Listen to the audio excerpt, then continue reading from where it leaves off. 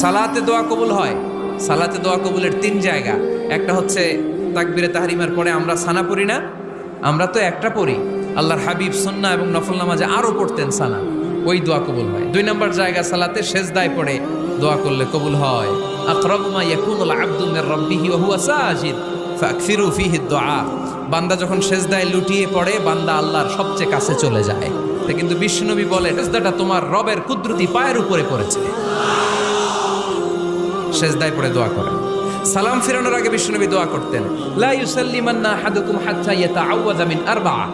আল্লাহর হাবিব বললেন 4 জিনিস থেকে পানাহ না আছে আমার কোন উম্মত যেন সালাম না ফিরায়। তারা যেন পড়ে আল্লাহুম্মা ইন্নী আউযু বিকা মিন আযাবিল কবর, আউযু বিকা মিন আযাবি জাহান্নাম, আউযু বিকা মিন ফিতনাতিল মাহইয়া ওয়াল মামাত, আউযু বিকা মিন ফিতনাতিল মাসিহিদ দাজ্জাল। আল্লাহ কবরের আযাব থেকে বাঁচাও, আল্লাহ জাহান্নামের আগুন থেকে বাঁচাও, আল্লাহ জীবন